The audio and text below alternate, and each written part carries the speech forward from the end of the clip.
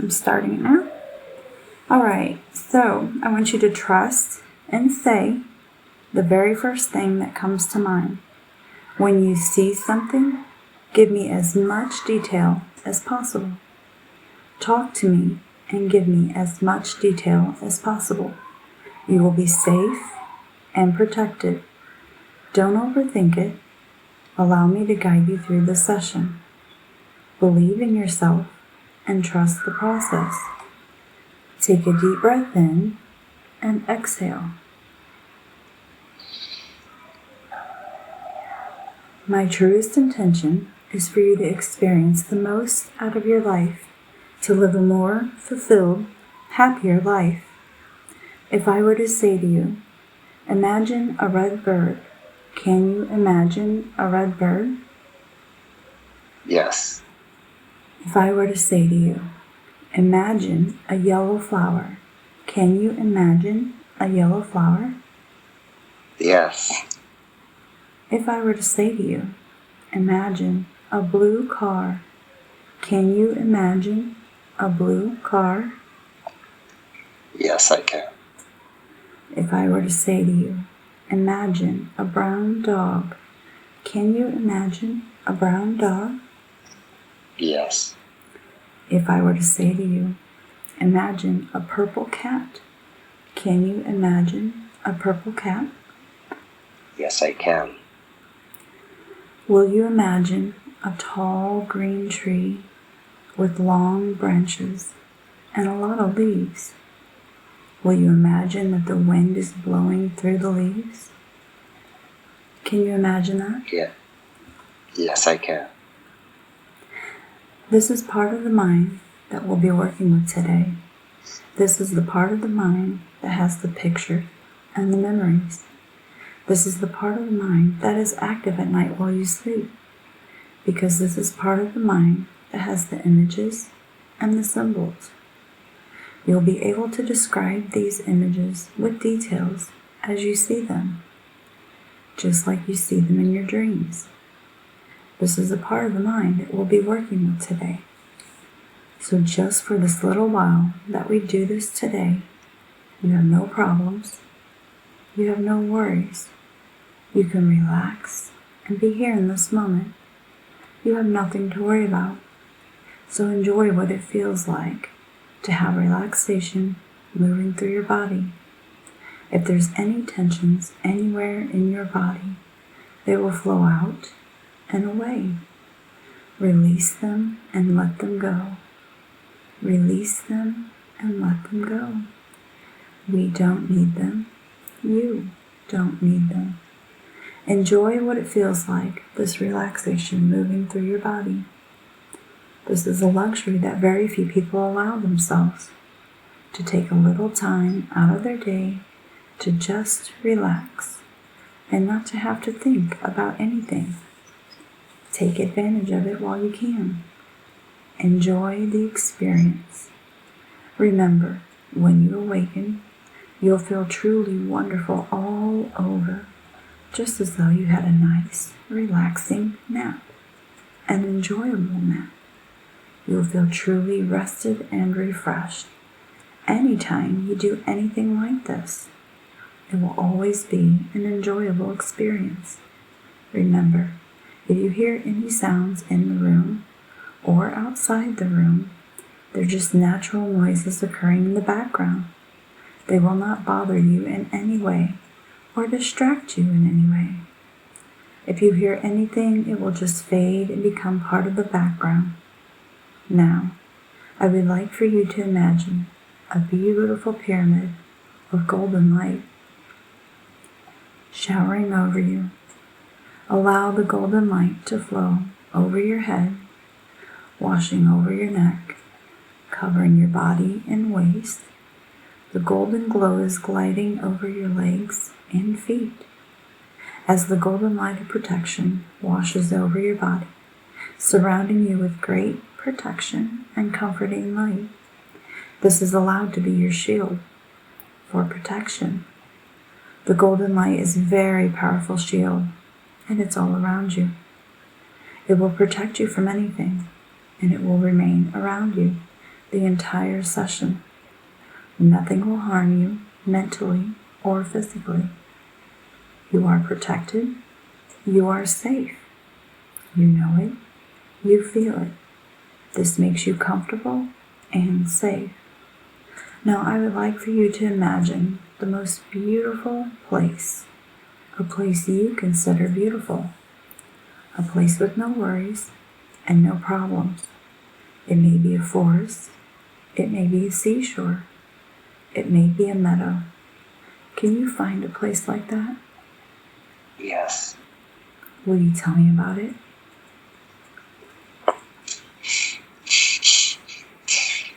It's a beautiful meadow. It's rolling hills with mountains in the background, and there's flowers everywhere. Purple, pink, yellow, orange. It looks like just a softness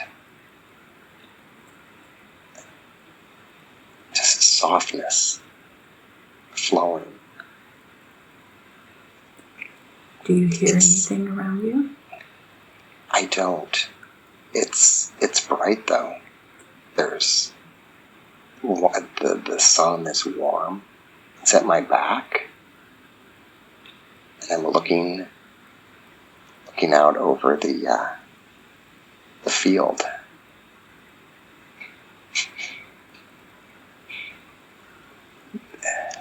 There's someone coming. There's someone coming. Do you know who There's someone's. No, there's someone's. They're off in the distance, though. Are they approaching you, or are they just in the area? They're coming toward me, but not at me. Oh, okay. And do you smell anything? Or hear anything? I know there are bees. I know there are bees on the flowers. Okay. And what's coming is a long procession. Like it's many. What are the men wearing?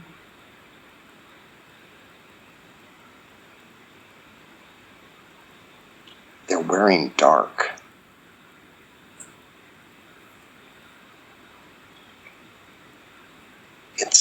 It's very different than the meadow where it's so bright, and the procession is dark.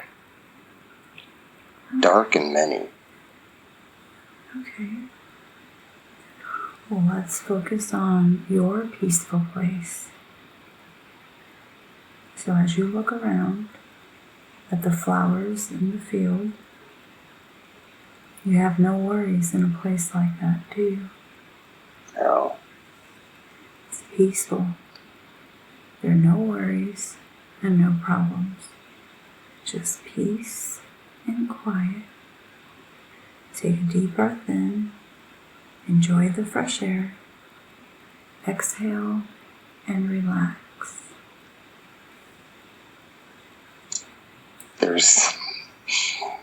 To my back, I turned, and there are fairies, angels, I don't know, but they are there, they're always with me. And they were showing me an example of if there is darkness, it just goes by, it never comes at me. I may see it, but they're always there. I'm always protected by them. I'm always in the light, and that's the hot sun at my back, that I'm always there. That the light is always on me. What do they look like? They are translucent with wings. They're very joyful.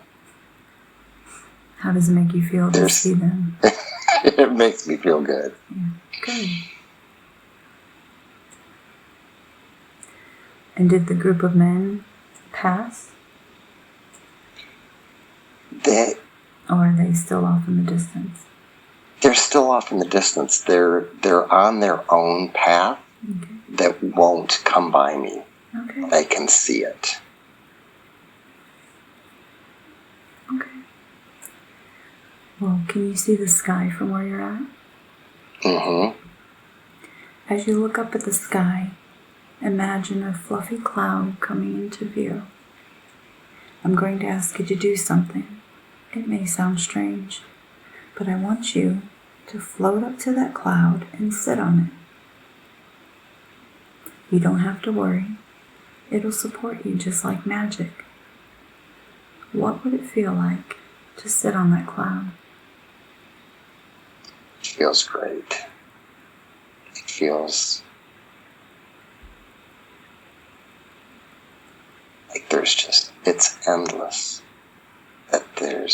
It's comforting, it's warm, there's a breeze, there's a view forever.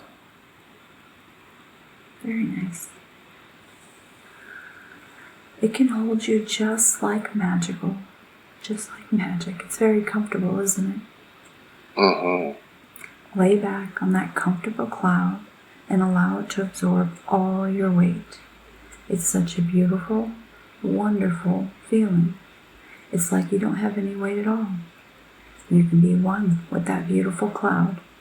If you want to lay back on the cloud, allow it to absorb all your weight, if you want to. You can wrap up in the cloud. You can snuggle down into the cloud. That's such a beautiful, comfortable, safe feeling. It's almost as if you don't have a body. As you become one with that beautiful, safe, comfortable cloud. And the cloud is floating through the air, and it's carrying you with it, safe and protected, drifting and floating, floating and drifting. And the cloud drifts over the land, and over the valleys, and over the mountains.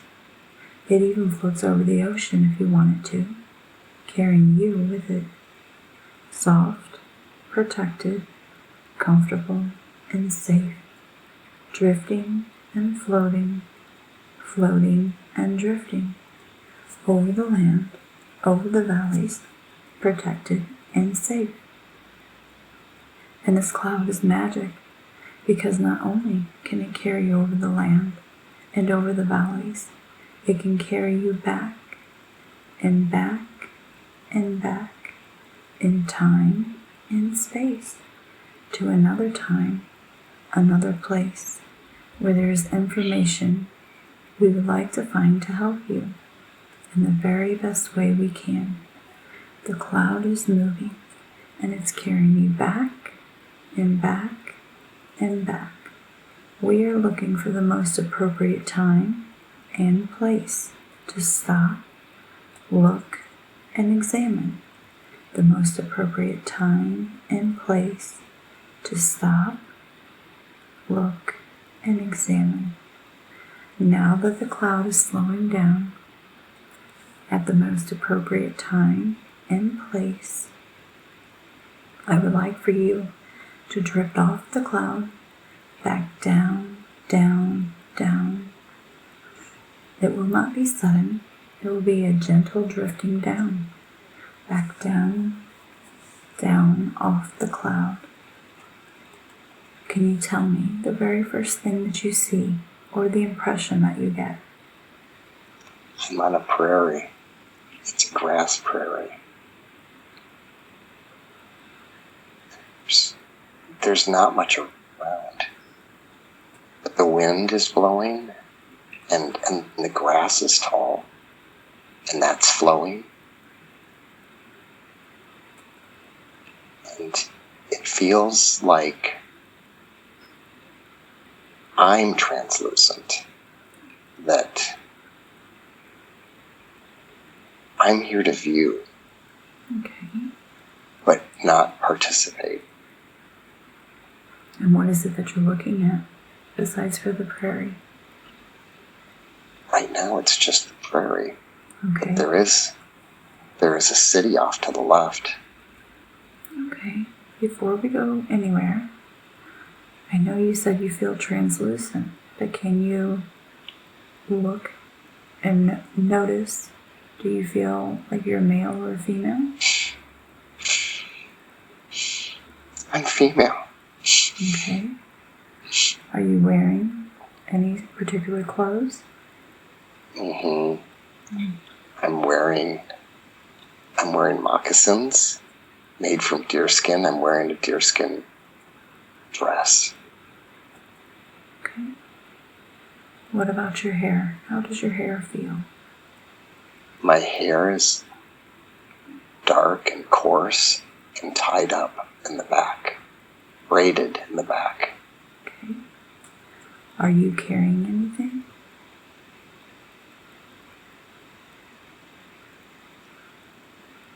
I'm carrying something on my front, but I don't know what it is. It's like a satchel. It's a container. It's something like over my shoulder, and I'm carrying it on my front. Okay. Can you look inside and see what's inside?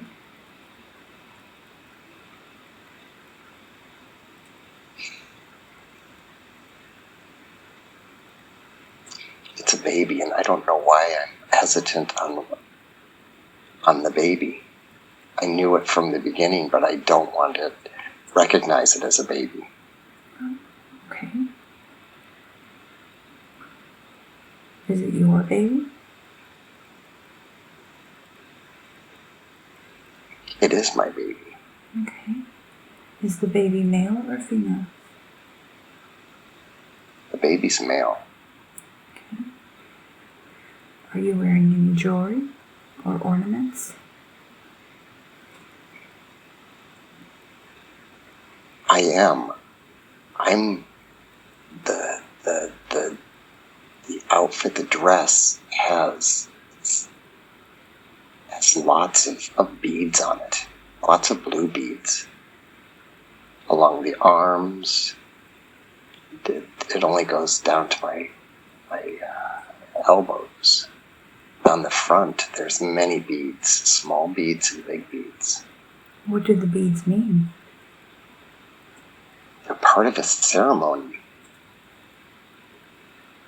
What kind of ceremony? There's patterns. Yeah. There's patterns on the front, and they're circular. They come down, and then they're circular around my waist, and it is a ceremony of transition. Transition? Transition to what?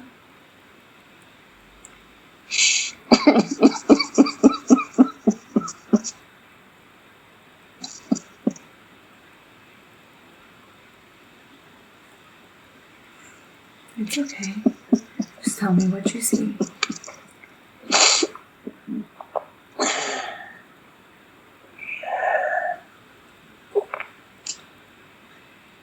My baby died. Oh. How did your baby die?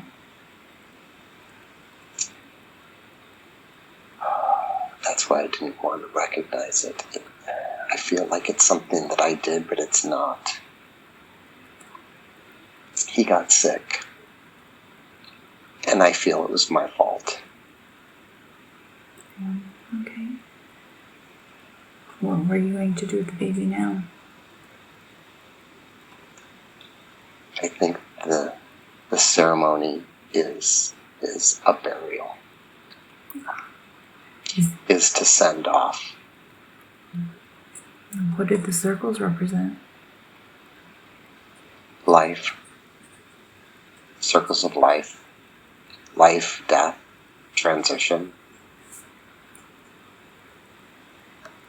And what does the blue represent?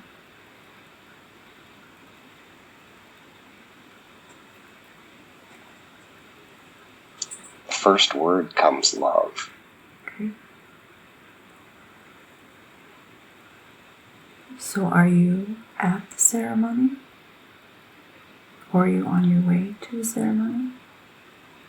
I am alone for the ceremony. Oh. What would you do for the ceremony?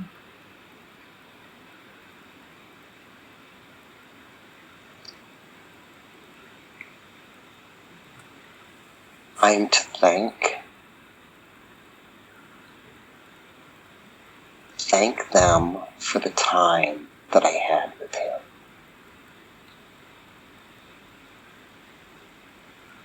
And that it was,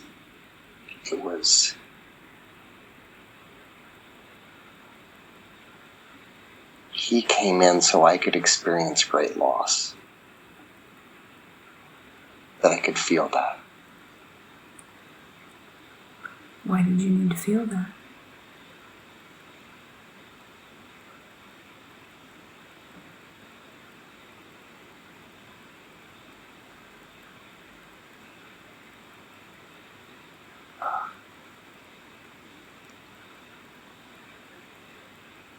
Because he needed to feel that too. We agreed on it.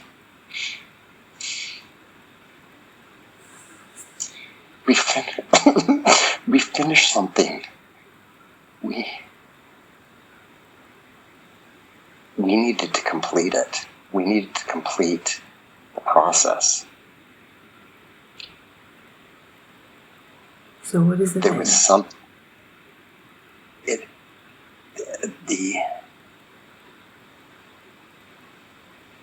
We needed to complete the process so the cycle would reset or the cycle would end.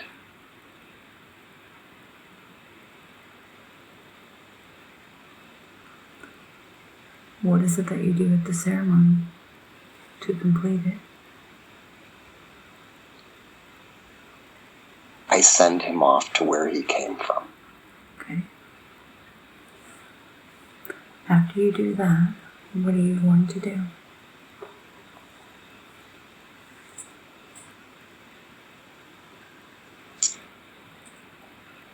I'm going to grieve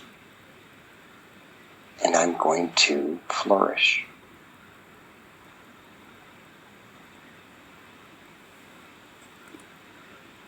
Okay. So I'd like for you to go to the place where you live and look at it from the outside. And I want you to describe it to me. What does it look like?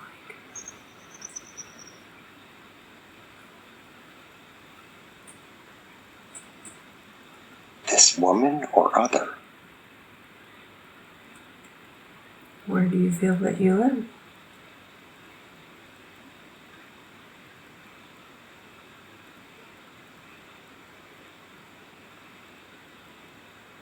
I'm not there anymore. I'm not on the field. Okay, where are you?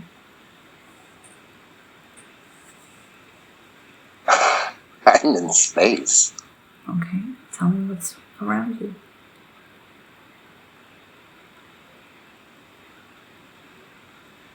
What are some things that you see? I see,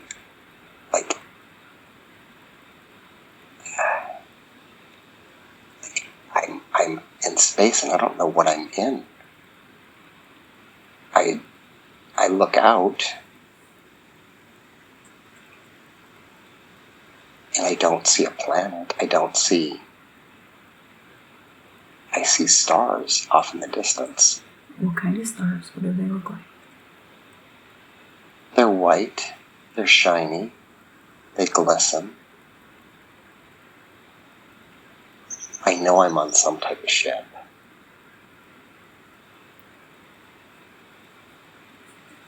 I can hear the buzz, I can hear a whine, I can hear.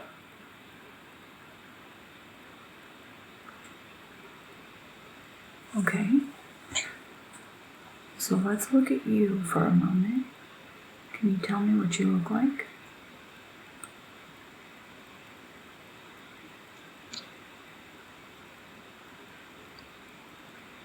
I look semi-human, but I'm not human. So do you have arms and legs? I do have arms and legs, but there's something with my head. Use your arms to feel your head. What does your head feel like? It feels bigger than what I'm used to. Okay. Hold your arm out in front of you. What color is your skin? It's green. Okay, Fish. greenish. Do you have fingers? I do have fingers. How many fingers do you have?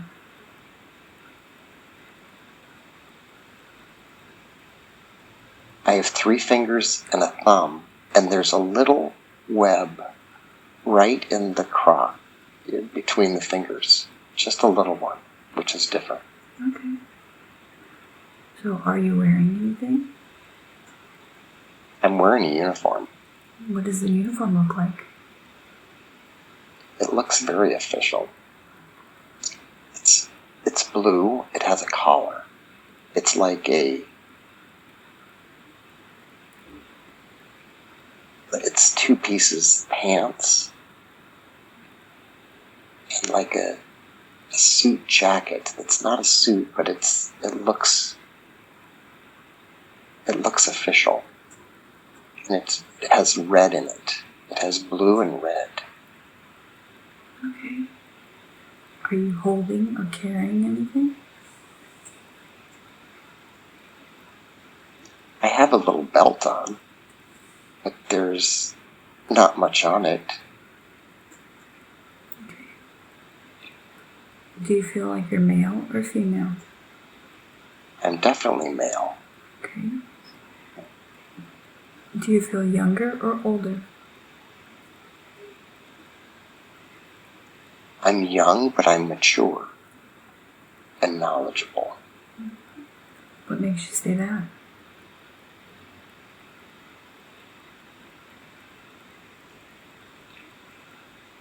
Because the position I'm in, I know a lot.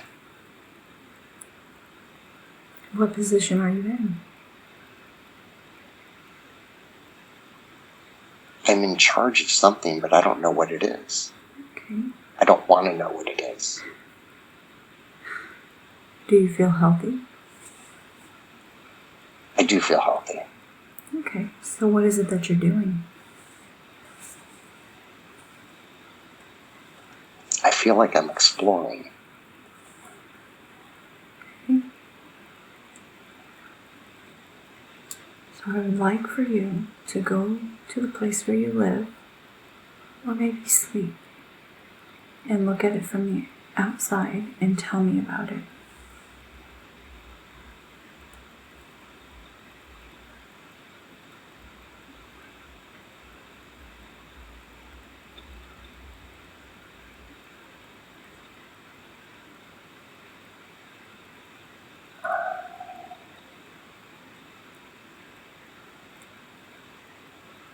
I don't have a home. Okay. The ship is my home. The ship. That's all I've known. Can you tell me about the ship? We explore. So there's others on there with you? Yeah. How many?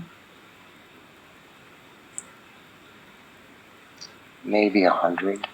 I don't like it anymore. I don't feel like there's a place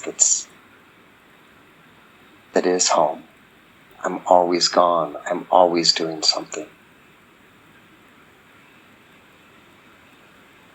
Okay. What is it that you do with your time? It feels like I wait. So much time waiting between. There's so much space.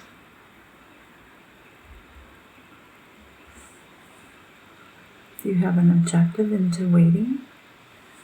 Like a reason why you're waiting?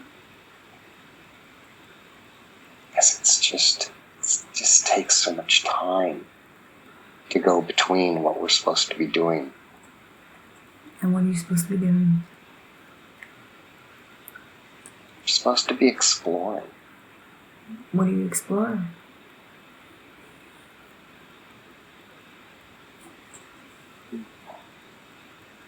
Time and space. What is it that you find?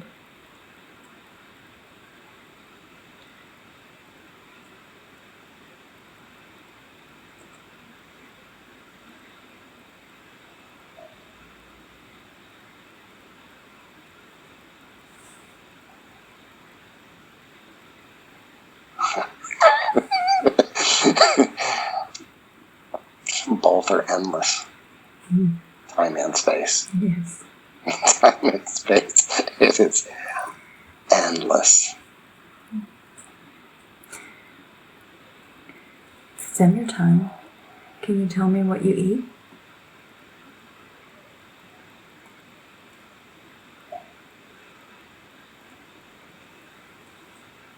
I don't know if we really eat. Okay.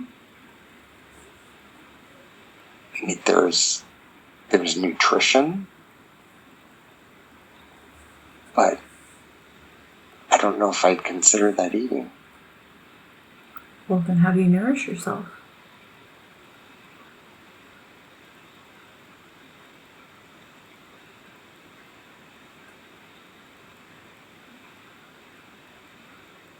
The energy from space. Oh, okay. Do you have a mouth? I do have a mouth. So how do you nourish yourself with the energy from space?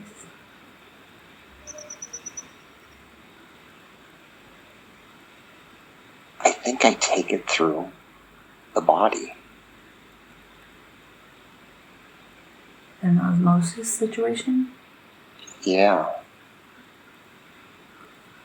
Interesting. So let's move ahead to an important day, a day you consider to be important. Let's leave that scene and move forward to an important day. We have now moved forward to an important day. What is happening?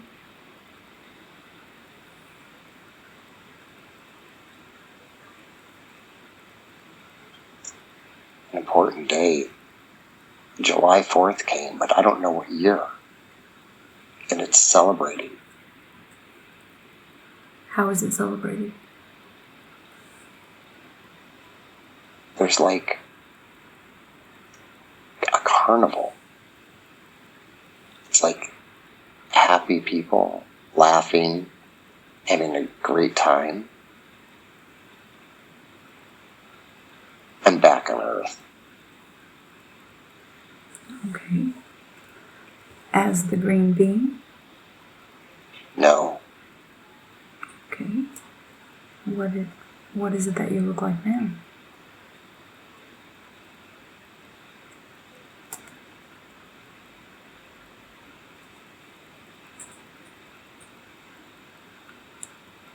I look like a man. And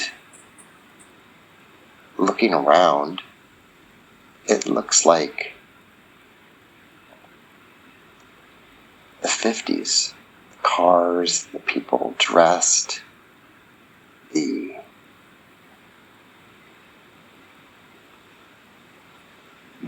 cheerfulness. Everyone seems happy. Okay. There's lots of laughing.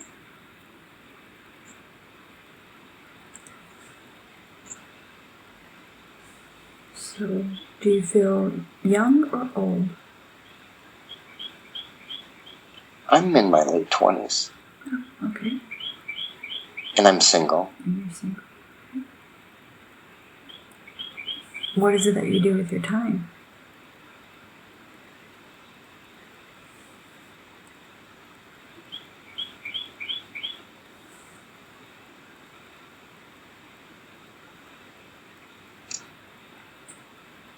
The first thing that I think of is there's that time thing again.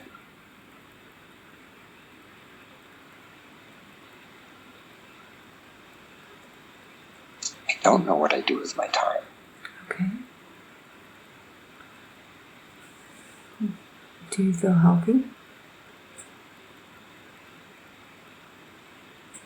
I do. Are I'm you, tall, I'm slender.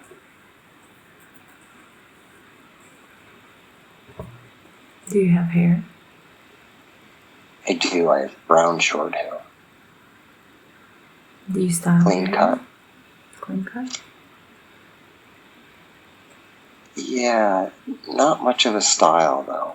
It's just parted on the left. And I don't know why I'm visiting this. I don't know why I'm looking at this. Okay. You said that it's the 4th of July and there's a carnival. Is there anybody there that you know?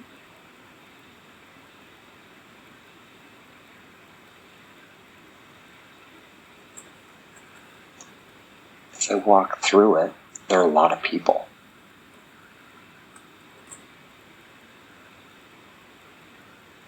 But I don't seem to know anybody.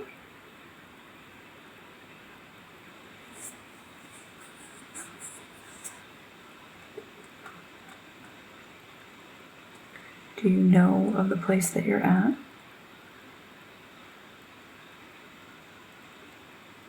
Do you feel you know it, or do you feel you're visiting? I'm just visiting. Okay. Well, let's move the life that we're looking at. Let's move him to his work. We're now moving forward in this life that we're looking at. And we're going to move him to his work. What is it that he does? He's a time traveler. Time traveler. And why does he do that?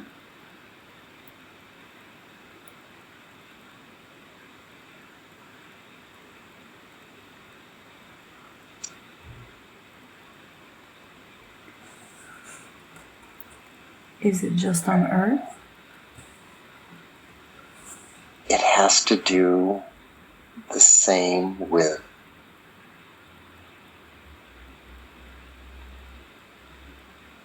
the other of exploring. The other one from the ship. Oh. They're tied together. So is that what the green guy does? He time travels and visits realities? Yeah. That's why he's so lonely. Okay. He never has his own home. He never sees his own family. He never has a home base. Always visiting. Okay. Always changing. All right.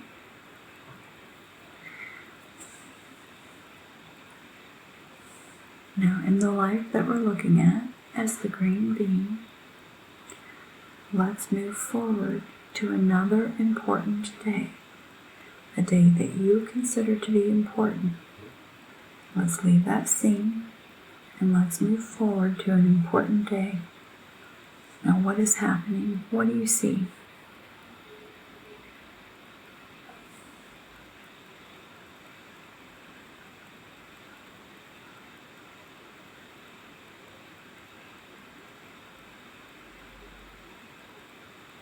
I don't see anything yet. Okay. I don't know what an important day would be. Okay.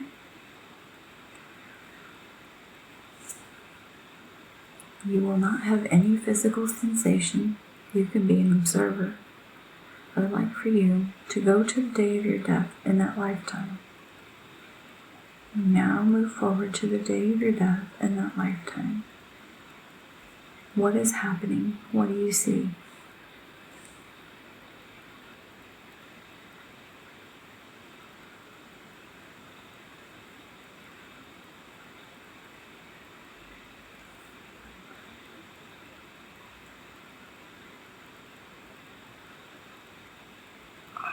I don't want to die.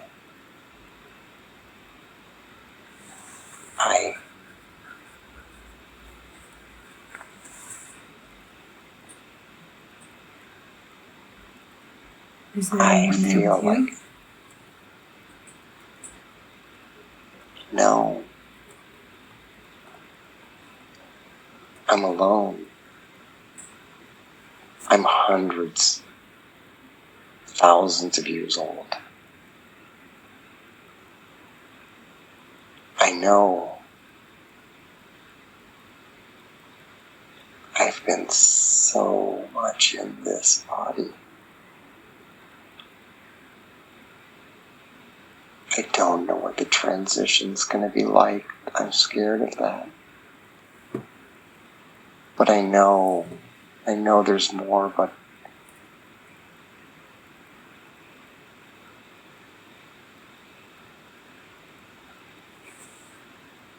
I need to let go.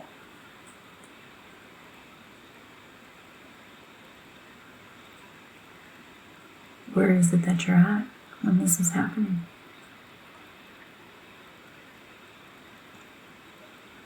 I am somewhere in space, and I have explored space and time.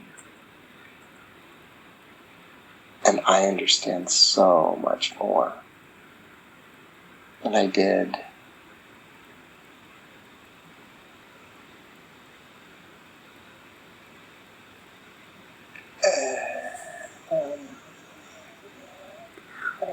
Whatever has happened has already happened, and you're on the other side of it.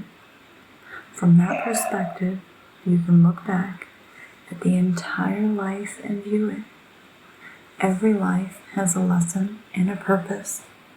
What was the purpose of the Native American woman lifetime?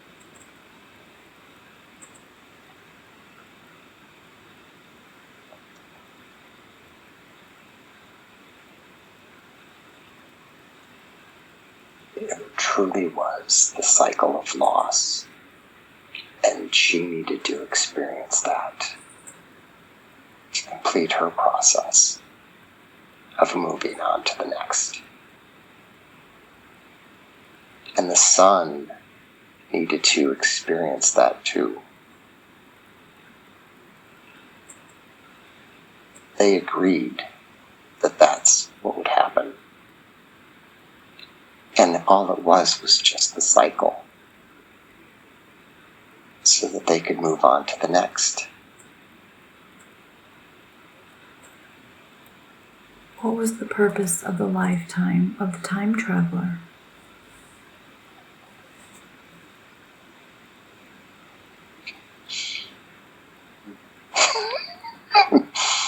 To know that there is just an endless time. The time does not matter. Time is just an instrument. Time is a measurement, but is not real.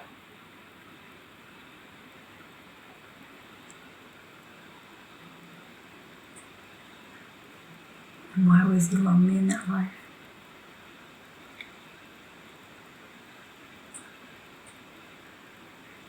What was the lesson from that? He needed to know what it was like to connect. Oh, wow.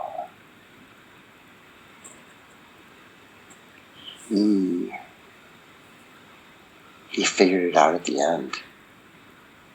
He spent so much time. What did he figure out? He was given so much opportunity to be alone, to connect with the other, to connect with himself. And he chose not to. He was given all the time.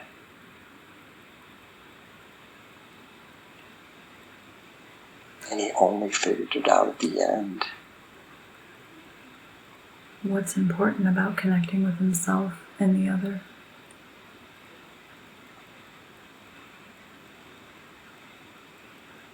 So he could do ever expansion, to expand, to move. to level.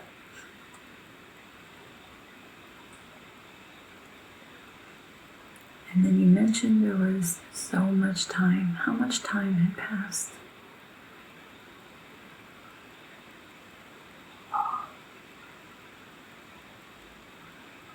That is so hard to understand because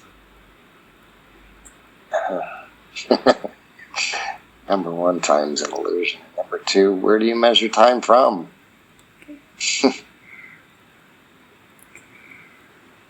Let's drift away from that life that we're viewing. We're drifting and floating away from the lives. We're leaving the man and the woman there to continue on their journey. They will find peace. They will find what they're meant to find. We're now leaving them to continue on their path. Now I ask all of the consciousness and personality of George to once again return to the body and fully integrate back into the body. Imagine a river of white crystal energy. Imagine it runs from your head all the way down to the center of your body, down to your toes, flowing through your body, allowing you to receive messages from higher power. You're still connected to the present, but allow your higher power to speak through you. May I please speak to George's subconscious? Yes. I respect the power of the subconscious because I know the subconscious takes care of George's body and does a very good job of it. I also know that the subconscious has the records of everything that ever happened to George in this lifetime and all other lifetimes he's ever lived. So I respect the power of the subconscious, and I always ask permission to speak and ask questions. I know the subconscious could have brought forth many different lifetimes for George to see today. Why did you choose those lifetimes?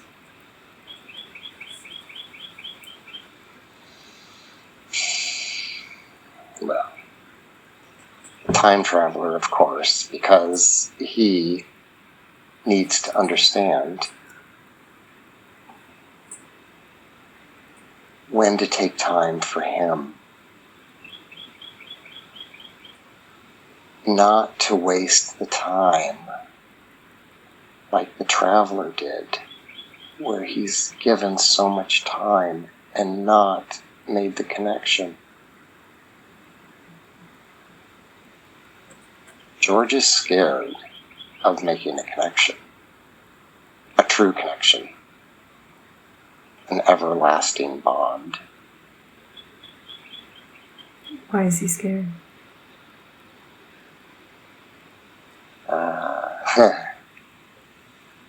He's scared that he's going to become like the time traveler, where he will be alone.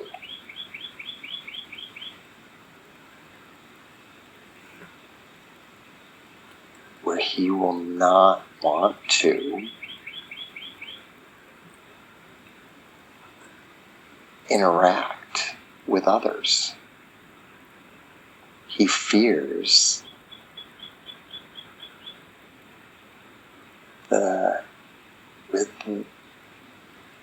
with his Tibetan brothers, that he was isolated, because in that life he was so connected to his higher self, to the expansion. And yet he had no one except for his brothers there. That's what he's scared of. It's polar opposites. One fully connected and one fully disconnected. And what was the reason that you showed him that today? The two.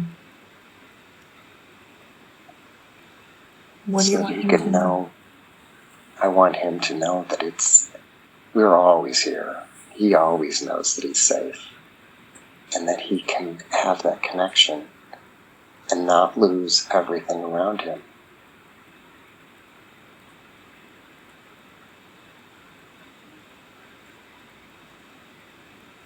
And how does he overcome that fear of losing everyone around him? Walk through it in trust. And know that we would not, that he would not, that we would not do anything different and to harm. That we all want what's best for him, and he knows that. And he's feeling it more.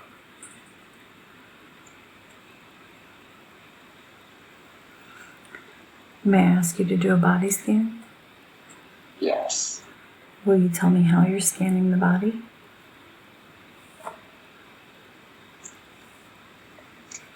From top to bottom, with what feels like white light. Will you tell me what you find?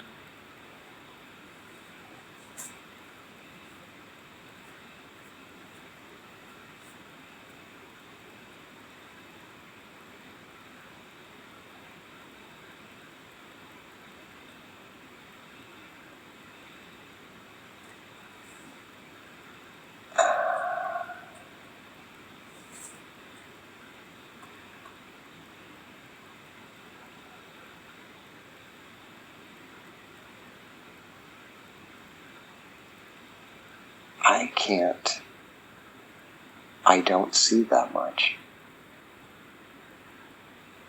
Okay. Does any healing energy need to be brought in? Yes. Okay. Where are you going to send it? I'm going to send it to my midsection, my kidneys, my stomach, my lower back.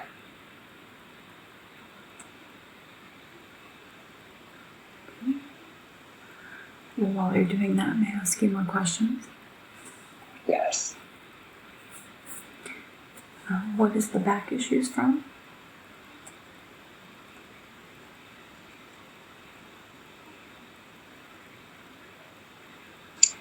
When George is stressed, he puts that tension in his lower back.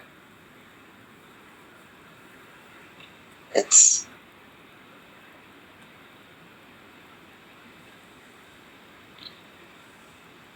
the weakness to keep upright.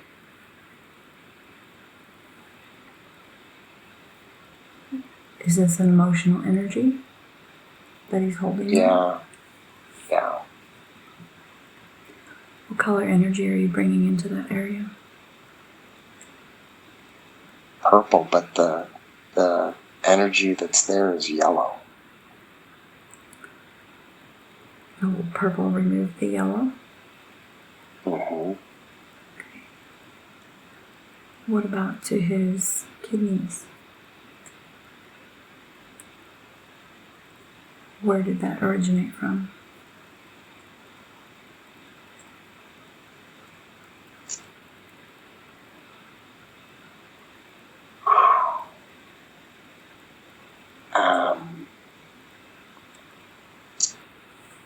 He did not pay attention to his calling. And that's when he had his kidney stone. What's his calling?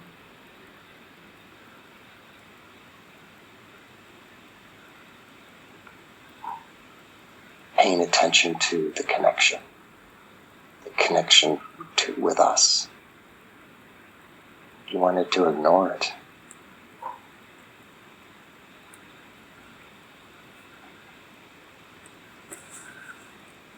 Is that why you started connecting with him on his walks? Mm-hmm. What color healing energy are you bringing into the kidneys? It's a purple and it's a green. And I don't know what the green is about.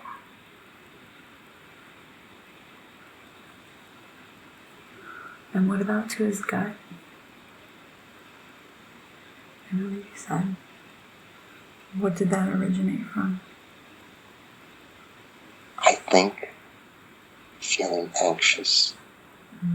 When he feels anxious, it's that gut feeling. And it's there to let him know, to make the connection with us. When he feels that, that's when he needs to step back, expand, and connect. What color energy are you bringing in? That is white. Okay. Well, while you continue to work on that, I would like to ask you some more questions. Do all the masters lose their fear?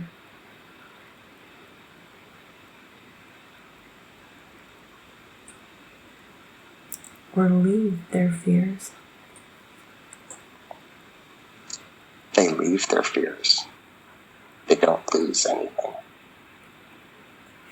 What's the They are the ones that decide to leave it behind.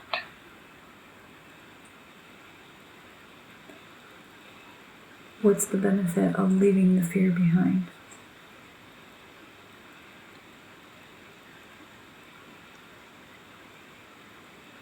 It leaves more room for love.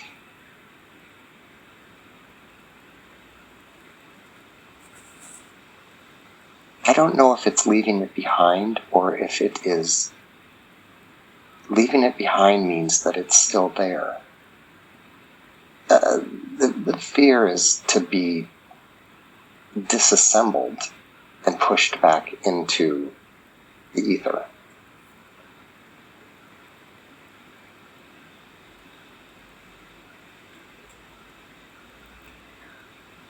Why are George's past lives important to him in this present lifetime?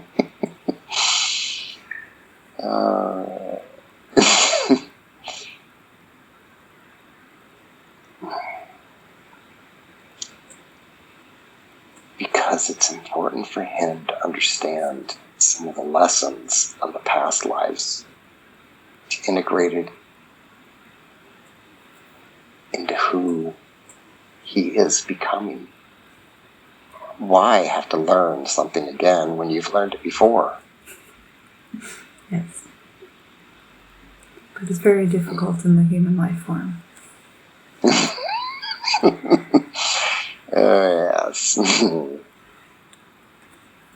So why did he want to experience this life, the lifetime currently he's living now?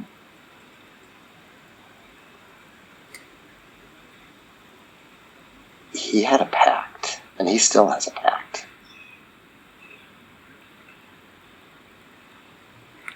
And how we'll show it to him through these words, because we're giving him a picture. It's a circle tent with him at the pinnacle and his lifetimes at the edges. And he can draw from all of those past lives that are important to him, that need to send him a message, so that he can soar higher, so he can make that connection, so that he can reach the goals that have been set and he agreed to.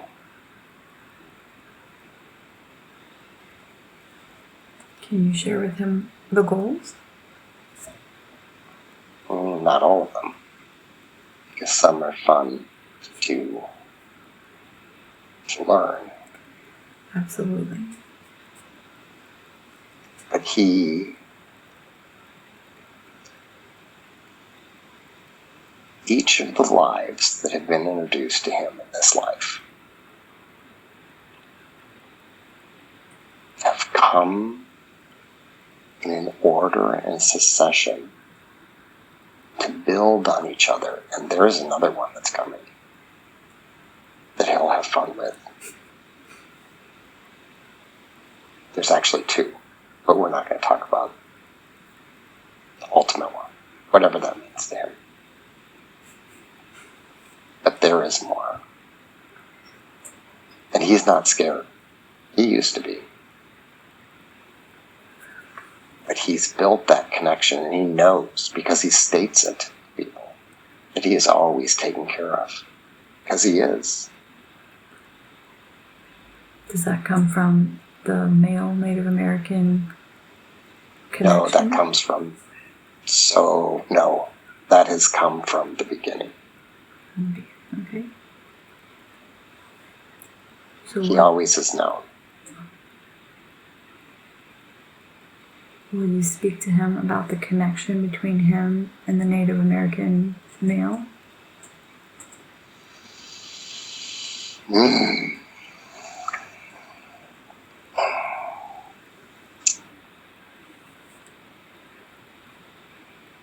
He is one of your protectants. He shows you how strong, how powerful, how connected to Mother Earth, Gaia, a part of you is. He gives you an example.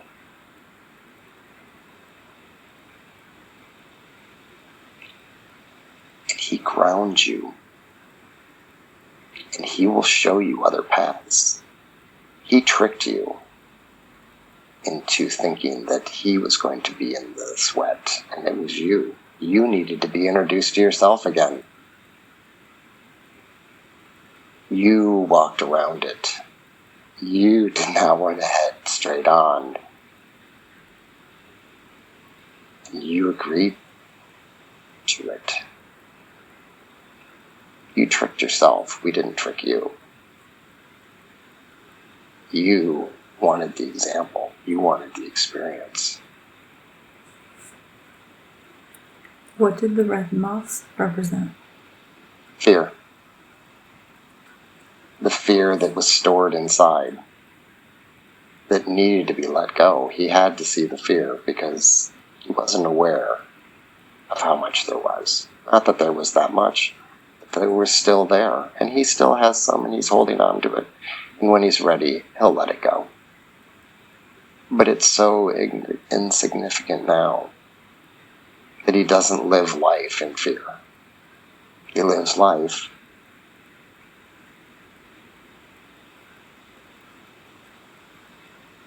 and maybe he'll get ready to release all the fear. And he will be fearless. Oh, like the Native American who is fearless. Yes, very fearless. That's, of course. He had to show you. He's the one that had to show you fearless. Why is he the one that had to show him? Because he has a relationship with him, and he knows that he is fearless. When he went into the body, when he made that energy connection and felt him, he didn't feel fear. He's a warrior. So are they connected? They are. Is he a guide?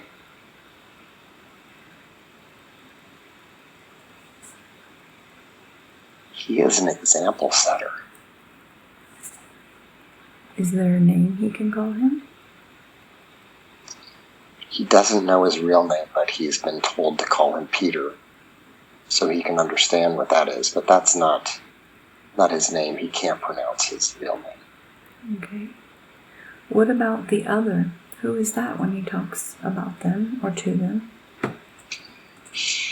It's me. It's us. It's the ones that help him along his path.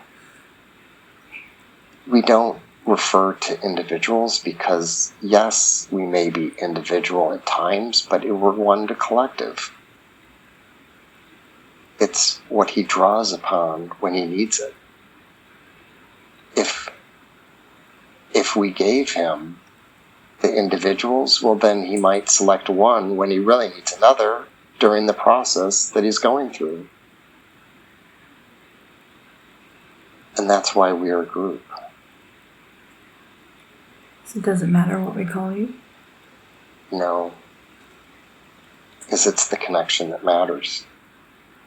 He can call me other, he can call me father, he can call me papa, he can call me grandma, he can call me anything. Because it's just a word and it means nothing. What it is the connection that counts. Is it set by intention? It is set by intention, but he still sees us as other because he refers to us as other instead of we. They'll get there.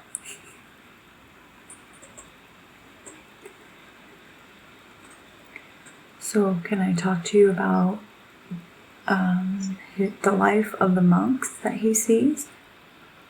What does that represent to him? That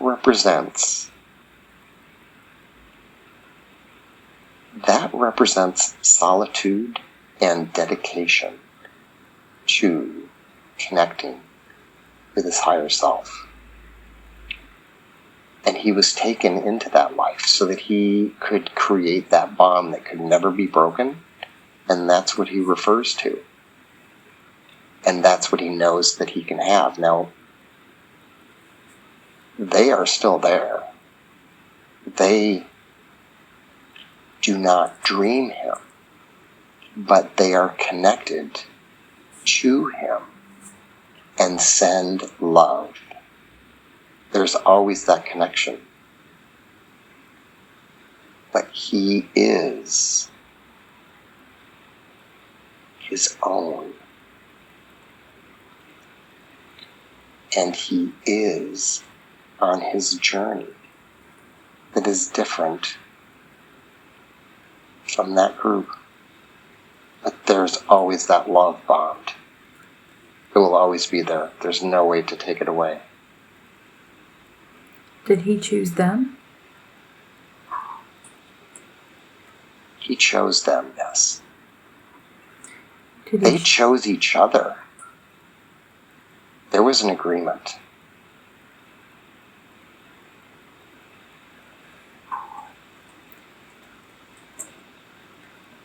Is there a vow there between them?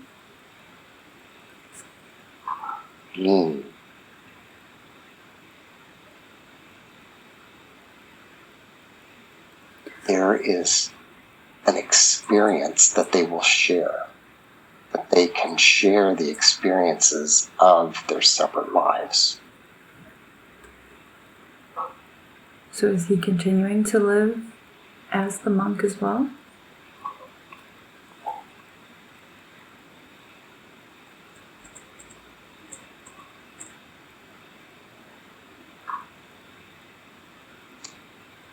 We don't wish to share that yet. Okay.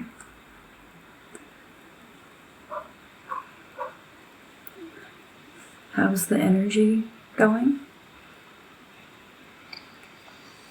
It's going well. Are you bringing in energy anywhere else? It feels like my hands. Okay. But would you like to do a scan? Yes, absolutely.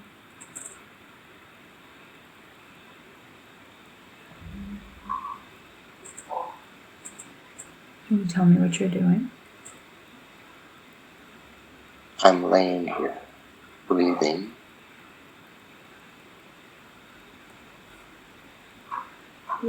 keeping a connection. The connection is dropping a little bit, and it's not as connected. Okay. Well, imagine the river of white crystalline energy. Imagine it runs from up above, down through your head, to the center of your body, all the way down to your toes, allowing you to receive messages from higher power. You're still connected to the present, but allow your higher power to speak through you. Are we speaking with George's higher power? Yes, and he has his bladder is full. He must go. Okay. Yeah, can you give me a second? Yeah.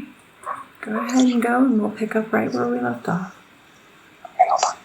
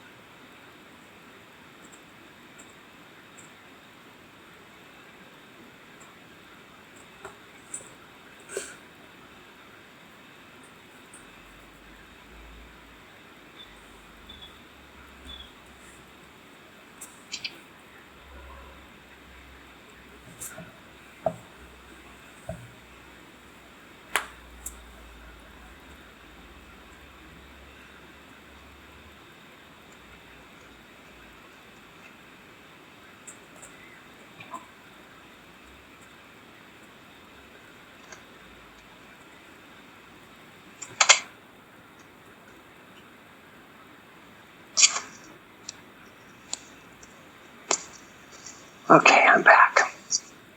Okay. Just lay back and relax. Imagine a river of white crystal energy. Imagine it runs from up above, down through your head, down to the center of your body, all the way down to your toes, allowing you to receive messages from higher power. You're still connected to the present, but allow your higher power to speak through you. May I please speak to George's subconscious? Yes, we're back. I respect the power of the subconscious, and I'm happy that you're back. So you were doing a body scan again. Can you tell me what you were doing?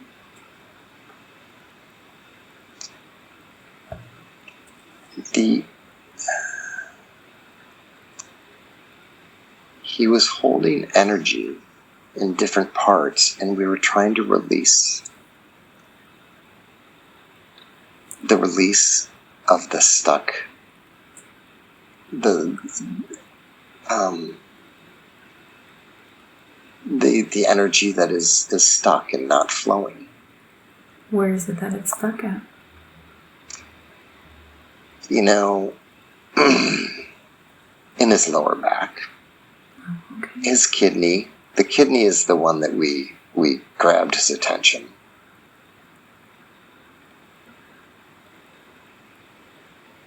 And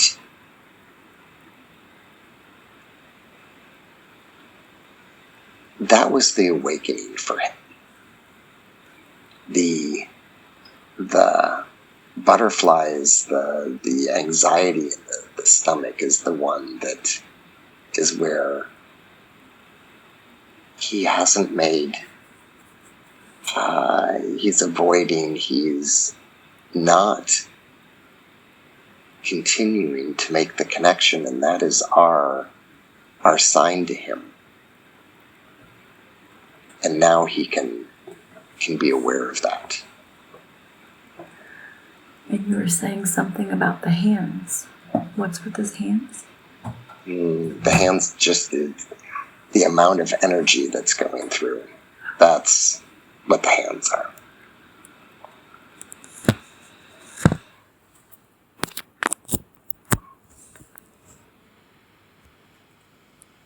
And that's just him feeling the energy altogether? Yeah. Okay. And are you continuing to bring energy in? Mm-hmm. Okay. So as you do that, can I ask you more questions? Yes. So he had a dream that he needed to read a particular article, and everybody kept sending him a message saying, read this article. And no matter how hard he tried to look at the article, he couldn't see it. What was the interpretation of this dream?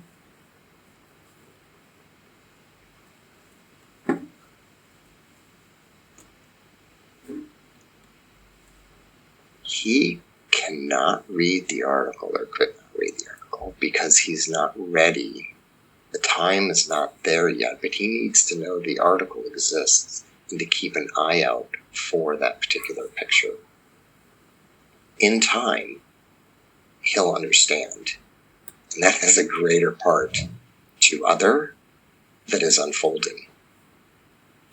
It was an introduction for his next step, one of the next steps. And it's the listen to the little parts that we give hints along the way so that we don't have to, in agreement with him, because it's always an agreement, there's nothing to him, we do to him that with the never harm, that it's part of the how we as the we work with one another. We give the little hints, and when there's no attention paid, that the hint might be a little bit harder or more obvious, and we don't like to give, and he doesn't like to receive, and we don't like to go down the path of the harder hints. And so this is just the beginning of it. Is it for him to use with work? It's for him to use with life. Okay.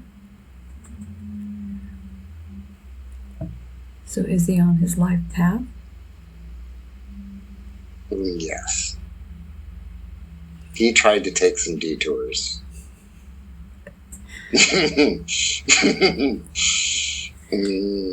Yes. And what is his life path for this lifetime?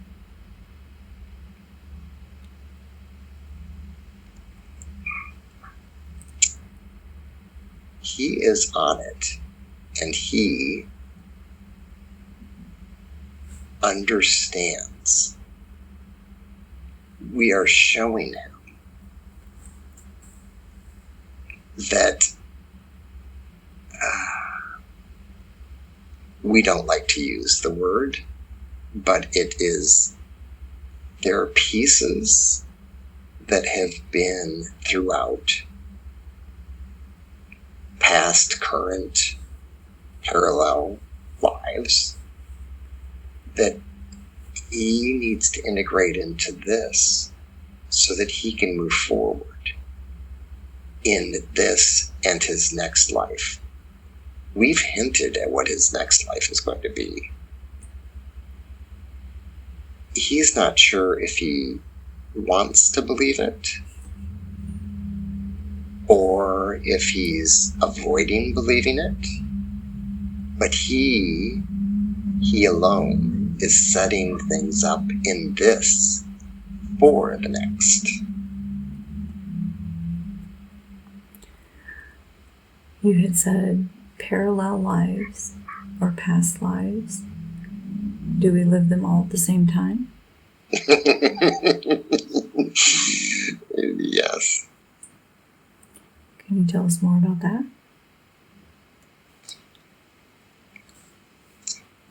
Since there is an endless supply of time, and how we have shown him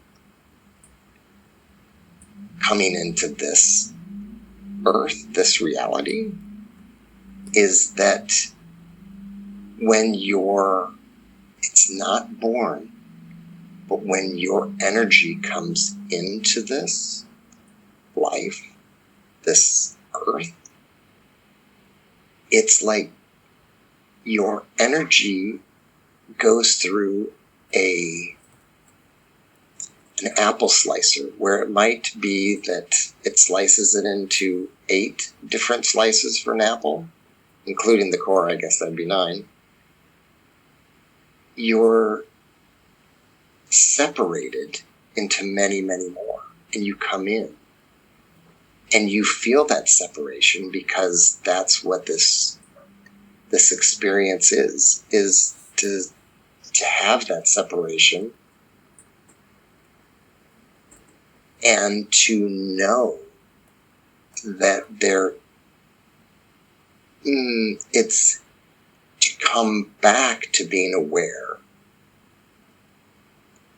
that there is just one through whatever life. And you can get sidetracked, and he has time and time again looked at what was going on and been like, well, this is so much more fun doing this, because it is addicting to have so much entertainment and so much fun and so much drama, that sometimes he has forgotten what his purpose might have been. And it doesn't matter, because if it's this life or next or the other one or this, it's going to eventually happen. It just goes back to time. And since there's an endless amount of time, there's an endless amount of lives. And it doesn't mean that you have to have it all done in one. If you want, you can. If not, you don't have to. It just is your path that you get to decide, that he gets to decide, whether it be sidetracked or focused. And this one, he's focused. He was going to get sidetracked again, but he did not want that ultimately. He had a conversation with himself. I think he has many conversations with himself. Is it with himself or with his higher self? It's with his higher self. So let's talk about his meditation. How is it that he best meditates? He best meditates by walking, by moving his energy, by being of the earth, walking through the earth, walking through time while he's meditating. And yes, we're along the path, along the way. We're giving him hints. He wanted his proof that we were there. Of course, we gave him his proofs that we were there. And yet he says, oh, maybe that's just made up, and maybe we're not really real, and maybe it's just a coincidence, and no, it's not a coincidence, and no, it's not just this, that. Just sometimes he is bullheaded and self-doubt, and we show it to him again, and now he understands, now he realizes, now it's as many times as it's needed, we do it, and it's clearer.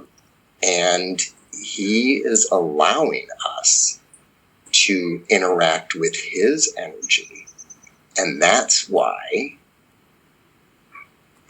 he has the experiences that he has. If we would have given it to him all at once, he would have been scared and he would have closed down and he would have been like, okay, on to the next life and I'll do it then because I'm going to just have fun here. I have a feeling a lot of people are that way.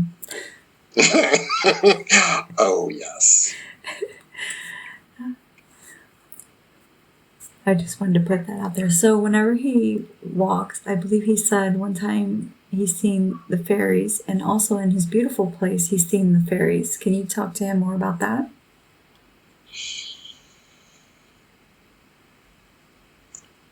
They are, by the way, it's not fairies that he's seen on the walk. They are a more dense and trickstier. They are fun. They are to bring him joy, to bring him some fun things, because he has seen them and they've shown themselves, and they will only show themselves when it's appropriate.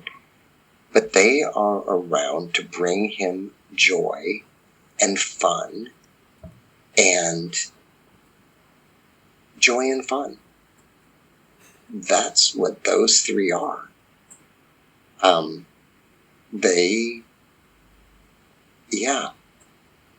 That's their job. Are they always with him? They're always with him. There are so many that are always with him. He may think that there's, oh, for me, I'm not getting help. And it's because he's choosing not to connect. Just like we showed him as the example that he was the one that was keeping himself in the sweat. He was waiting for someone else to show him out. Mm-hmm. And yet he needed to say, it is time for me to make the movement. It's not for Peter to come in and disrupt what George was trying to do. Peter was there standing and introduced him, but it was George who needed to leave on his own, not directed by someone else like us. He needs to take ownership of this life. Is that also why you showed him the life of the green male? Yes. Very much so. He would like to know, how can he better relate to his husband? Oh.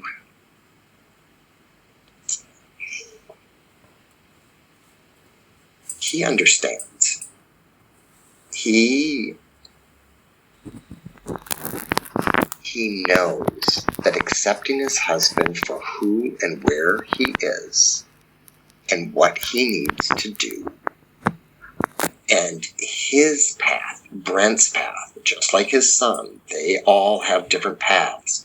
We as talking from George, I want him to have a certain path that he knows that that was back, oh yes, that was back in the 50s when there were circuses and there were 4th of July and everything was happy, and that there was direction that was given by the male of the household of what the female would do.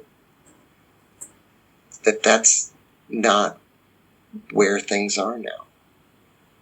That George has to accept his husband, his son, his friends, certainly his business partner, to have their own journey and not to criticize, not to give too much direction in his wishing, but he has to love and accept them for their path. Because if he doesn't accept for their path, all he's going to do is run into the wall that he's hit time and time again. He is aware of this, and he is walking through it and changing, but he still, at times, walks into that wall and hits it harder and wonders why he hit the wall, because it's his path that he needs to follow.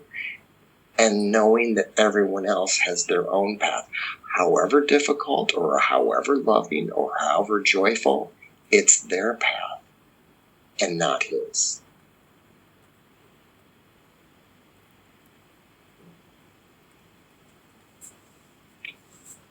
And I know you're going to ask about his son, and it's the same thing. It's the same examples that we give. And let me tell you about that one. They have something that he will figure out at some point, but they butt heads. And they butt heads because they are madly, deeply in love with each other. And that they have set this path, this coincidence, this relationship, this occurrence up long before. And it is something they both need. And they don't need it. They don't need anything, but they have planned it to better themselves, to better their path, to help their growth for both of them. And that's the son in George? That is the son in George. Okay. Did they agree upon this before coming into this existence? Yes. Oh, and let me tell you.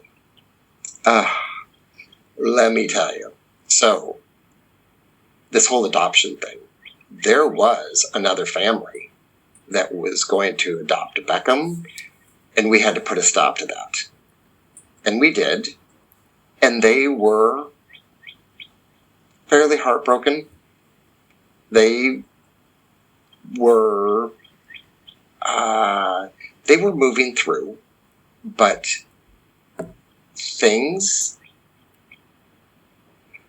time,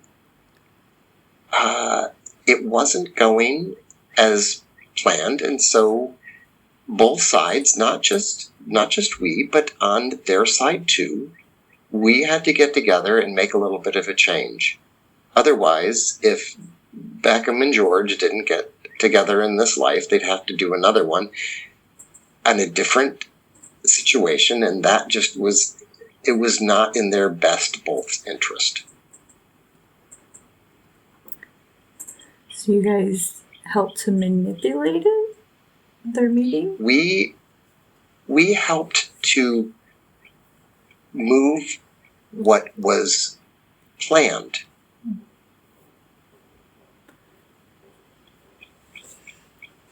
Okay. It was the other side that said no to Beckham. Mm-hmm. So it was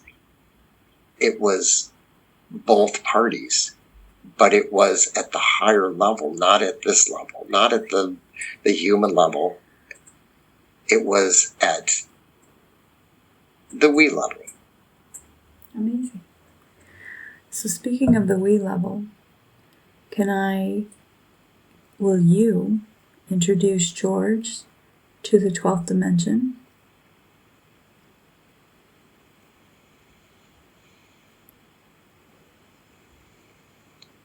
We can do that, yes. While you do that, will you tell me what he sees?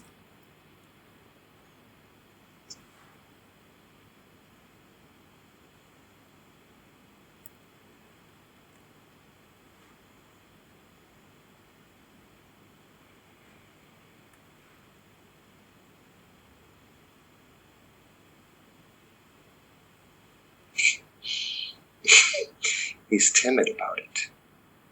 Why is that?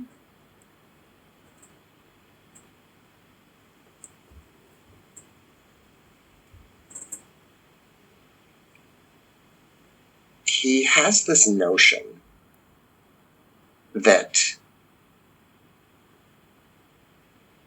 and a fear But not so much fear, but just in his training, in his education, in his learning, that he feels, which is not true, that if he reaches a stage of enlightenment, of all-knowing, all-loving, fully connected, that he will vaporize and disappear and go on to the next life. And that is not true. I'm sensing a pattern with all these themes that you're having him go through today. Oh, yes. And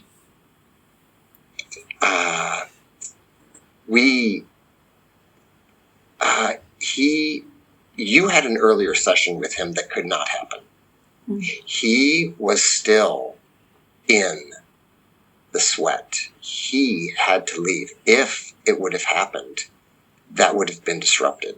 And he is understanding, looking back most of the time, on how things work. He has a harder time looking forward because it is hard to see forward, but it's so easy to look back. His eye injury, yes, that was something to get his attention, and it was something to manipulate his vision in this reality, because that's the only way he was going to see how he could change his view in his mind's eye. We had to help him. He agreed. Seeing that the physical change in his eyesight was necessary because he could not see that in his mind's eye. That was the attention grabber. And that how he wants to be, how you say, independent, like I am strong and I can do it all and I don't need other to help along the way. But of course we know that's just not true. And that, yes, he is strong and yes, he can do it on his own. But there's the energetic side that he just does not see. That we are here to help, not to hinder, not to show that he is not capable. He is very capable, but he needs to be aware that that capability is also connecting with us, with other, so that we can help, because it's the unseen side of things that can bring things together in alignment that he could not possibly do in just his body. And that part of these lessons are learning that that connection is important. And because he is looked down upon sometimes, that, oh, if I can't do it here, then I guess I'm not that strong and I'm blah, blah, blah, which doesn't make sense because he's just a human body. And when he does not make that connection, well, it's part of how all it works. It's not just a single thing. It's like a car with a wheel. It's not going to function without the entire body and four wheels and an engine and a driver. It all works together. It's not separate. We're a unit. Yes, maybe it's a tire, maybe it's an engine, but it's an entire vehicle when it all works together. It functions much better as a collective than it does as a single part.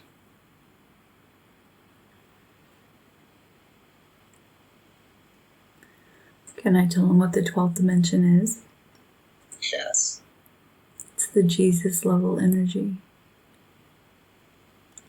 Can he be introduced to that and allow himself to experience that? Yes, he can.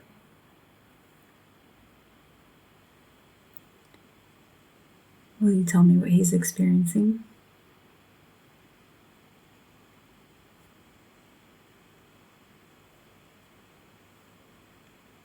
He's experiencing gold light.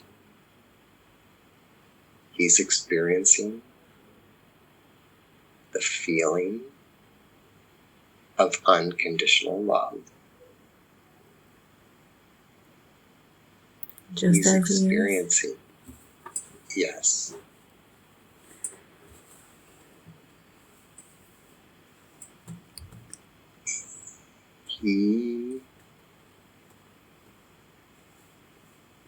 It would be helpful for him, where we can help, is to bathe in this energy. And how can you do that? Be aware, take the time, have the focus, ask for it.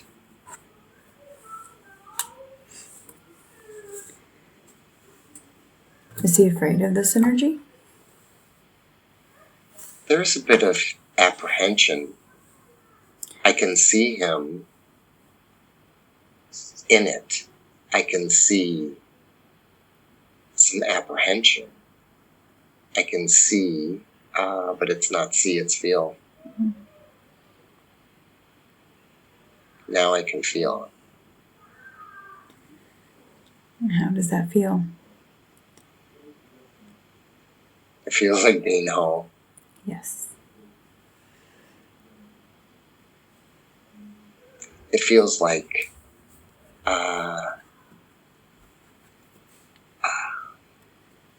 what a wonderful world it would be if everybody had that. And there are places that is true. And maybe bringing it into this realm might rub off on some people. How is George to do that? Is to focus and ask and imagine bathing in it and surrounding in his imagination, because we know it's not imagination. We just know it's on a different level that it's happening. And when you bring it into a different level, that you continue to create it and happening, that eventually it seeps into this realm, because it's the energetic side that you surround yourself with, and it comes through. And it's the asking and practice that he could, if he wishes, to bring more of that into his life. There's a part of him right now that does not believe he deserves it, and that is his choice, but it's not correct. And as he bathes in more of it, he'll know that is a false idea that he has. But that's his idea, and that's his choice.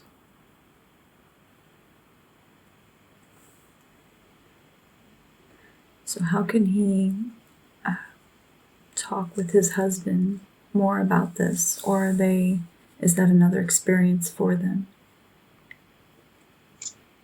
It is an experience for them. He is aware that it scares his husband a little bit, because it goes against his training. And that he, by example, he is introducing that to not only his husband, but to his son. When he can be true to himself and acknowledge what his focus is, then that allows it to unbuckle, unfold, unhinge. I see in Brent that there's a cloak, a cover, and when George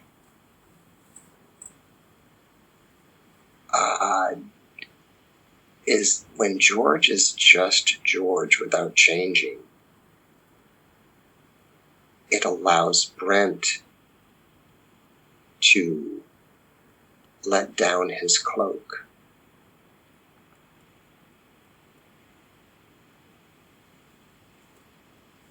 What is their agreement coming into this life? What are some things that they're to work on?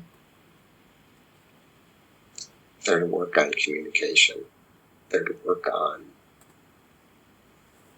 how to love one another and accept. But there's part that we can't share right now, because George needs to learn how this skill is important in his life, which is a key to unlock a part of Brent's.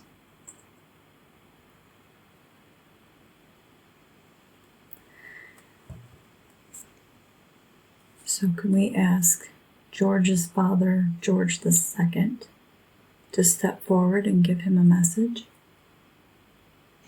Yes. Yes.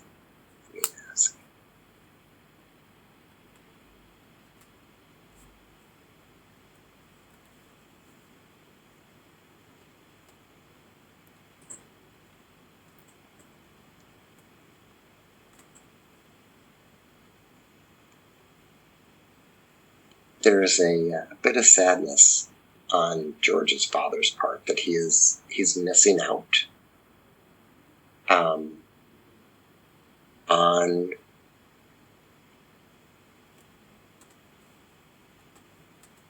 parts of George's life now with a son and a husband, and it's really, that's how George feels.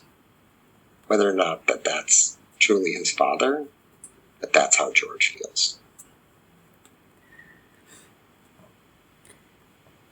Can I ask, what is the life lesson between George and his sister? What are they working on this lifetime?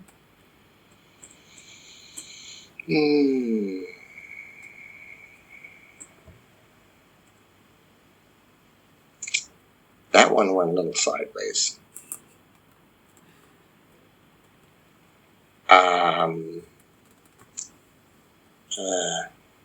He doesn't want to admit it. He's going to need to do something. But his mother, which we'll get to next, was the one holding the relationships together.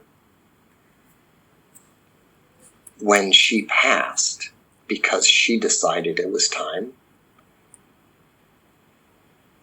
the relationships took the true value of what the relationships were really about. When she stepped out and was no longer the buffer, no longer the maker of the relationships, they took the life, the path that they needed to. So it was important for her to leave them when she did. Yes, she knew. She knew. She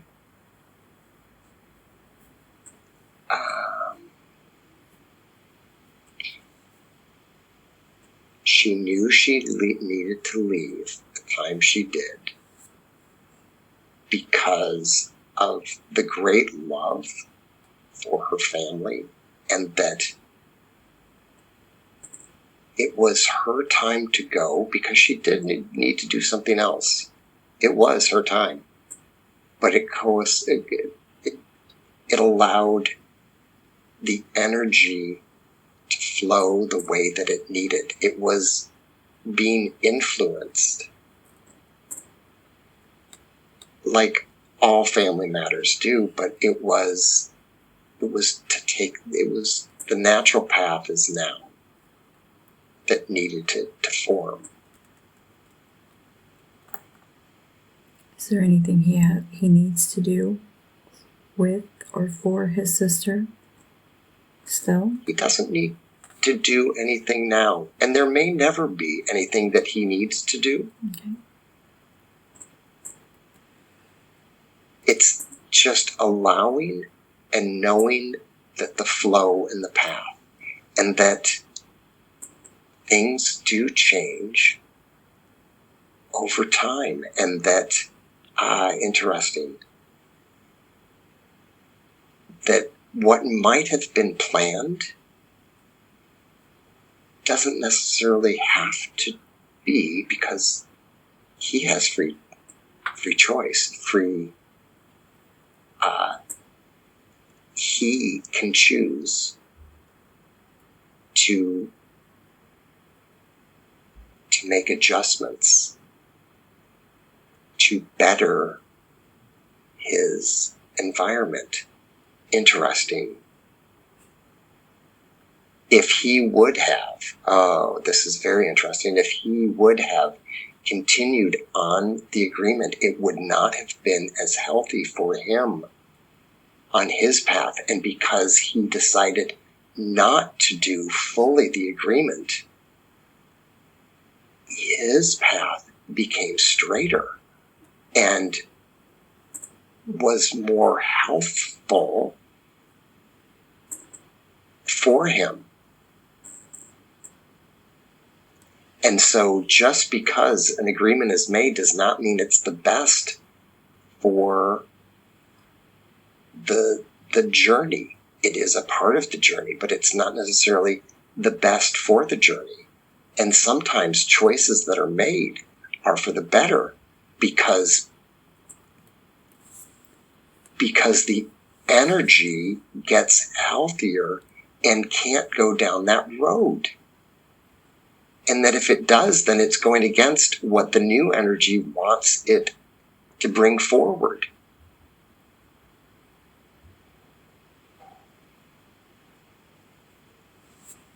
Interesting. So could he have a message from his mom? Yes.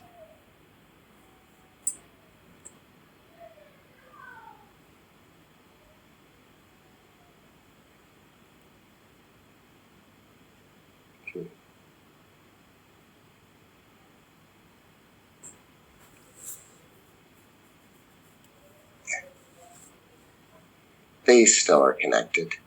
The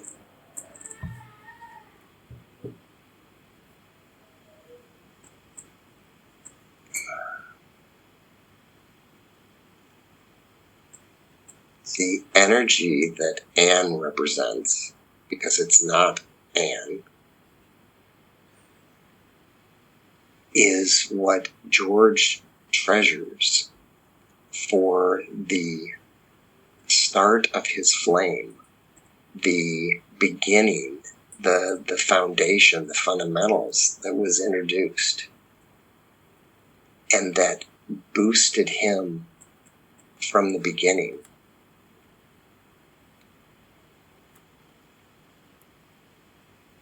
And that is so invaluable.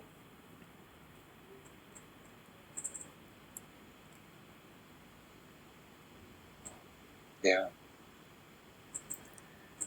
Is there a message from the monks to George?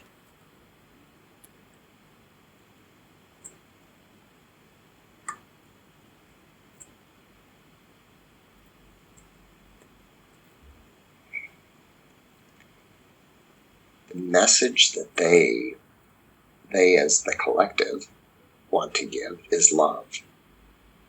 And that there are times when they are sending a message of love in different forms, and it could be from what he perceives as out of the blue or another, but it is their dedication on love that he may be feeling.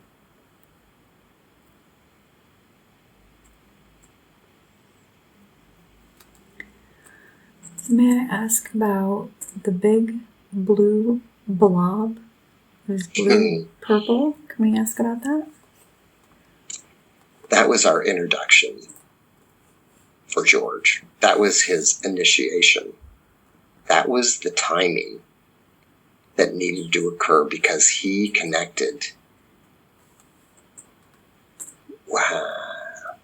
he connected with us. He saw it as an individual. But that was our introduction to him. That was the initial connection that he will always remember. And if he saw, if he felt, if he experienced us as a collective the way we kind of can be in this form, this reality, he may have become overwhelmed, because we are overwhelming. We're overwhelming with love. At that point in life, if he felt all the love and light that we were, it may have changed his path. It may have sidetracked him to something fun again, like a circus. And we didn't want that. We wanted something that was not threatening, something soft, and something strange, so that he would always remember. What was the significance of him holding the hand? Because he knew that that little blue was him, and we're always holding his hand. We're always there. We're always in contact. So does he have guides, guardians, angels? He does. Does he know them by name?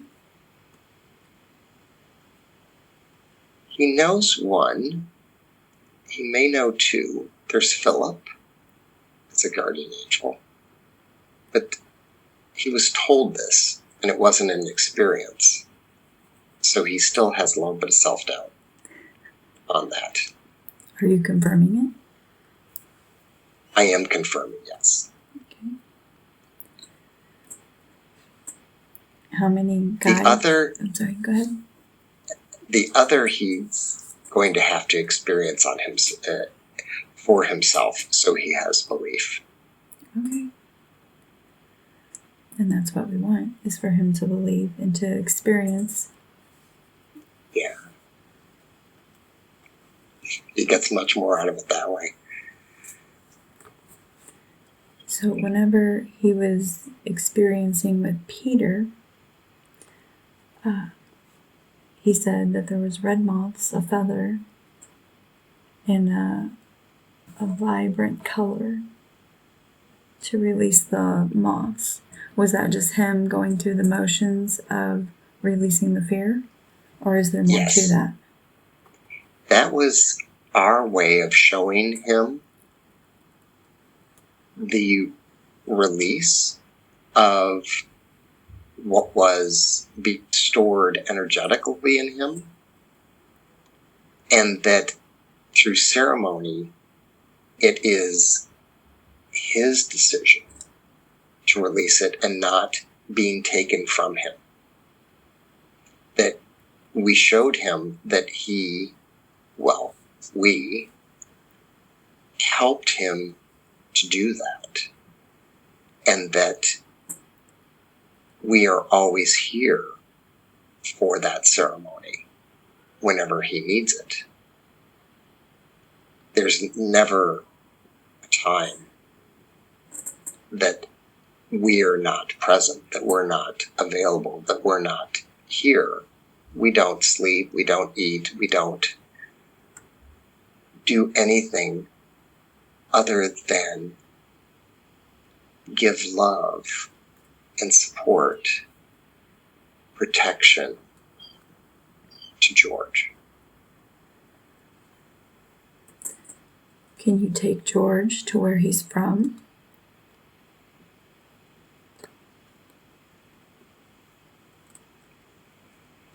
Like where he originated?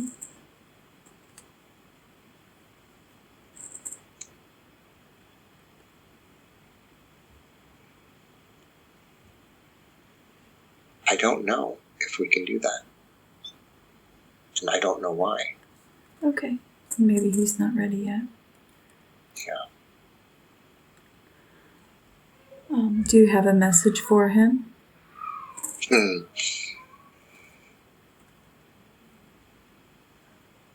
He is always unconditionally loved by us, by we, by other.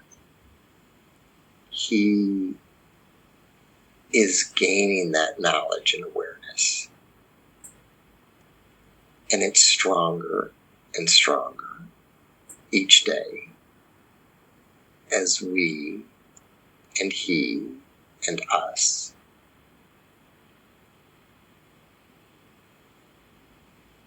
take the journey. And it's the message that I would say is that he needs to trust more and understand that we are always there, and to look for those little signs and hints along the way. And now that 99, maybe 98% of his fear has that his fear that he has released, not that we've taken, we helped disseminate, to send back to the ether the fear, that his path is an easier path to travel. And so there is going to be some fun along the way. The fear held him back. The fear took him to the right, to the left, to the right, and back and forth. And the focus now is steadily forward. Not that it's forward, not that it's backwards, but that it is, the trajectory is steadier now that there is not as much fear in his life that he's held on to.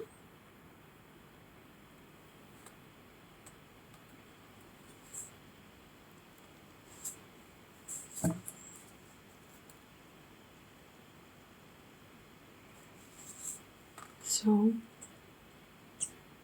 I'm sorry, I'm reading over my notes to make sure I asked all the questions. And you know that if he doesn't get the answers right now, he will get them in the future. There is no worries about that. We have all the time, and he can also ask. Of course. And because we always answer, it may not be as straightforward as he wants, and it may not be in the time that he wants, but we always do. Especially if we're living through the lessons. Yes.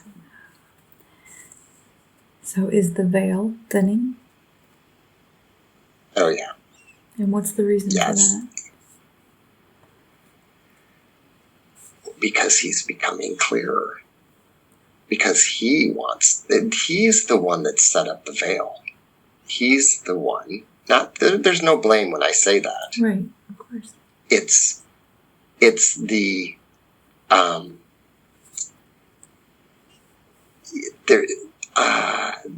the drama, the entertainment is not as inviting when the veil thins, and when this existence is so much fun with the circuses that sometimes the thinning of the veil you may not want, because then that is the focus, and that is the focus that he wants.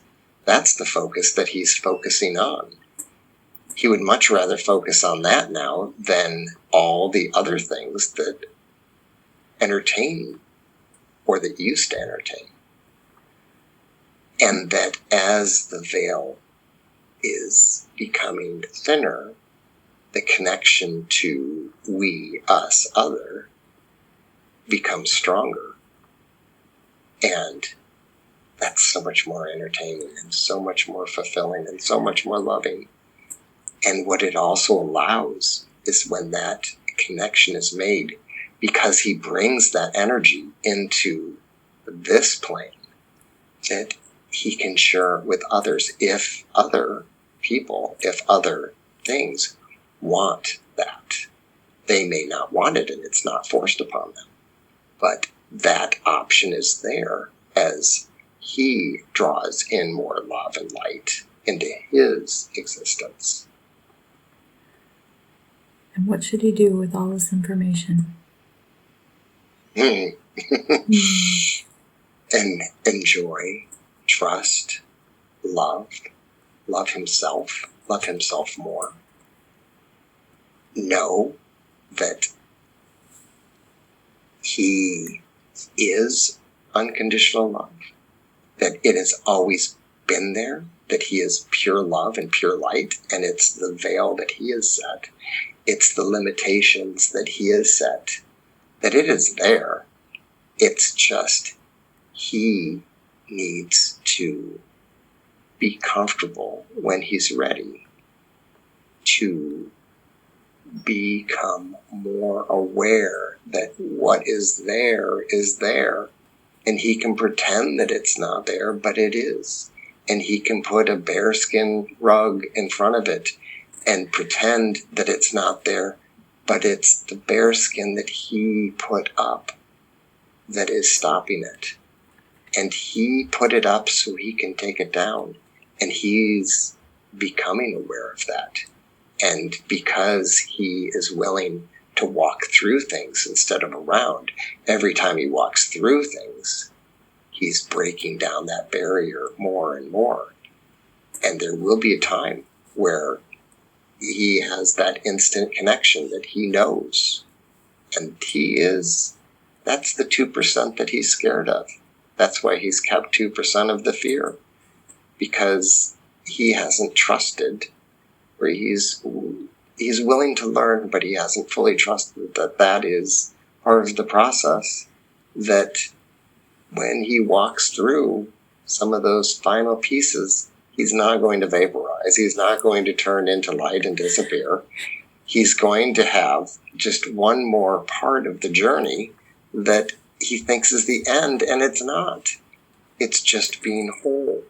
And to be whole in a place where there's so little whole, there's not much example set. And so there's that fear that there's not very many examples that he is aware of that has zero fears and has full connection. And, of course, the ones that are set up as the example are made examples of, and so that's not a very good example to look at. And yet there are many here, but they're not necessarily all visible. They're there and the energy is flowing and they have love, unconditional love and unlimited amount of love, but it's not that they have to be in the light of everybody seeing. Their enjoyment is sharing it with everybody on an energetic level. And when he understands that, when he loses that 2%, it will be a very interesting continuation, not a change, a continuation of the path. Will the session help him to do that? Oh, yes. There is a part of him that is sitting here listening to all of this and saying, ooh, wow, okay, that's very interesting. I didn't understand that. And now I know a little bit more. And now that we have, where you have facilitated that connection, that the strings, the energetics, there's no words, the connections have been made, that he can reconnect through those connections that have been made and make more connections and get a a stronger, it's not a connection. We don't know words, but that is the closest thing, the connection. Okay. I give thanks to the SC for all the information that you have given to us today. I really appreciate talking with you. So I'm asking the subconscious to recede to where it belongs, with much love and thanks for help and the information it has given George today. I know George will appreciate it. I want all the entities from all the other lives to recede into the past, to the time where they belong, with much love and thanks for the information they have given us. And remember, the things in the past belong in the past, and we will be leaving them in the past. We only brought them forward as a curiosity to help with the present lifetime. In that way, they're very valuable and have importance to us. But as George listens to the recording and reviews the material and puts the information into place, it will not bother him in any way, mentally or physically. That's very important, that it will not bother him in any way, mentally or physically. That's very important. I would like the subconsciousness and the personality of George to once again return and fully integrate back into the body completely. Now all the consciousness and personality of George to once again fully integrate back into the body and replace all the other parts that we were speaking to. And I would like for George to move up, up, up. You're lying there in your bed in Michigan. You just had a very interesting experience. I just want you to remember that the present life you are living is the most important of all. How do you feel? Wow. Yeah? I am, yeah. I feel high as a kite, and that connection. So,